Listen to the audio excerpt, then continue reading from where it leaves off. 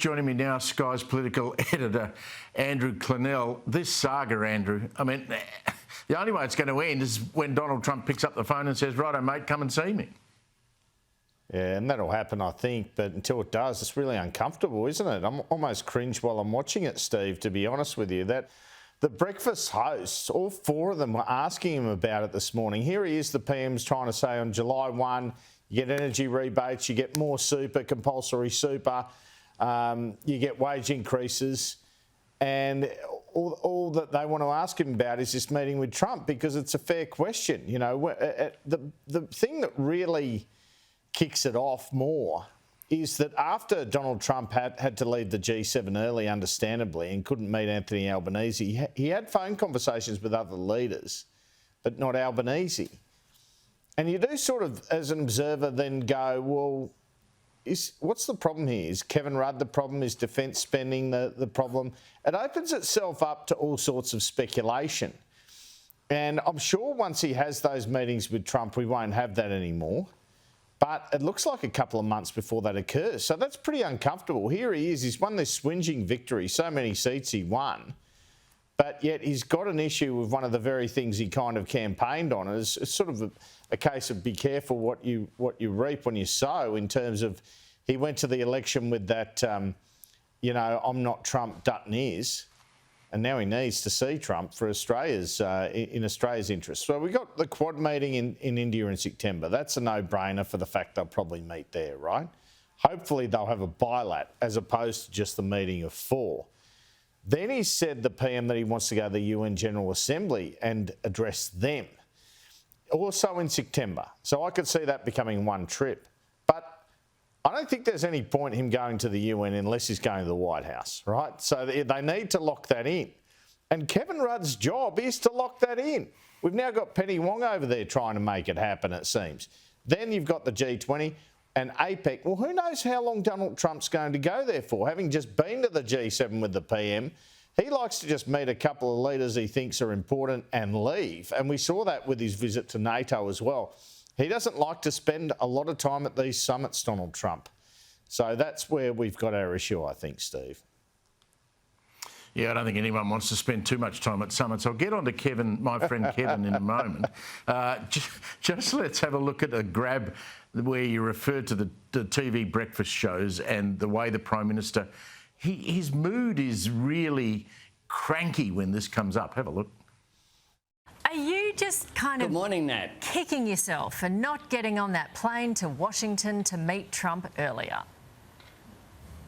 Not at all, Nat. I've had my priorities right. The president was actually elected last November. You've had plenty of time before our own election to actually visit him. Are you now looking at this and thinking it was a mistake to leave it this late?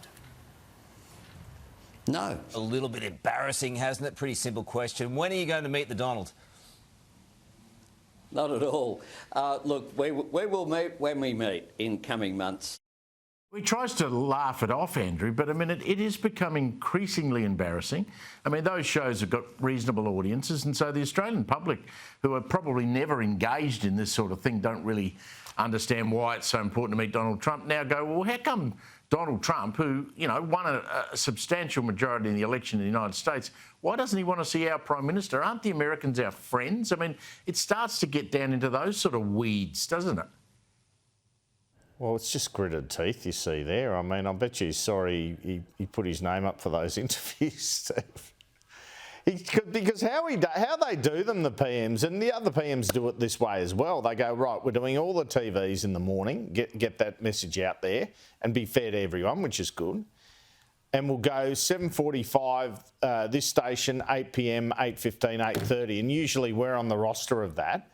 So if you think about his experience through them, he's just done back-to-backs, 4 of them, on TV, and the very first question just about every time, and a persistent line of questioning, is on the Trump meeting.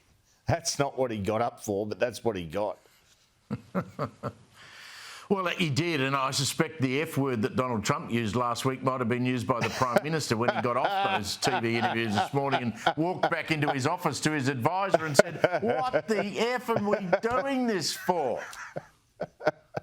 or you don't know what the F you're doing, perhaps, like Donald Trump. No, I've got an interview at the PM. I'm looking forward to it, actually, on Friday for our economic summit in Sydney. So I'll just have to follow up all of them and, you know. I mean, the thing is, the funny thing for me was that he had the right smile for breakfast TV, but it was a gritted teeth smile because it's like, why are you guys on about this? I'll get the meeting when I get the meeting, all right?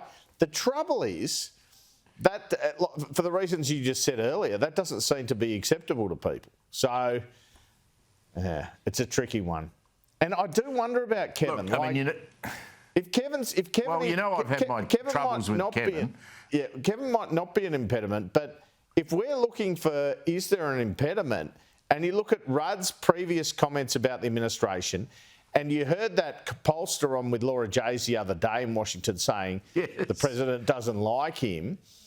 And, you know, he was asked by Nigel Farage about him, and he said he's not the brightest bulb. So, you know, is there a Kevin problem with this? Because Joe Hockey was able to secure these kind of things. We know that, you know. Well, the pollster said, you know, we've got to find someone that Donald Trump likes. I mean, it didn't take me long to come up with a list, and Kevin Rudd's not on it. I mean, you got Anthony Pratt, you got Gina Reinhart, you got Joe Hockey, you've got two golfers, Greg Norman and Adam Scott, who actually Adam Scott has met with the president because he went in there with Rory McIlroy to try and sort out the Live PGA problem. So, you know, maybe Albo needs to ring up Paul Murray. Even Paul Murray got a meeting with Donald Trump, so maybe Paul could get him in there. Yeah, well, let's say he gets to a point where he feels that Kevin isn't doing the job and he has to replace him. That's going to be difficult. Kevin Rudd's a friend of his, and he's not, more importantly perhaps, he's not going to want to be seen to be appointing ambassadors on the basis of the US telling us who should be ambassador, and that wouldn't look great. So it's a bit of a pickle. And what you might find is perhaps Kevin Rudd departs, you know. This is total speculation from me, by the way, but I would have thought maybe a logical thing, if there is a problem there, is get that first meeting out of the way and then Kevin walks off into the sunset and we get someone else, if there is a genuine problem there, because Donald Trump's there for 3 more years. There's no avoiding that. Well, that's it. That's the end of his term.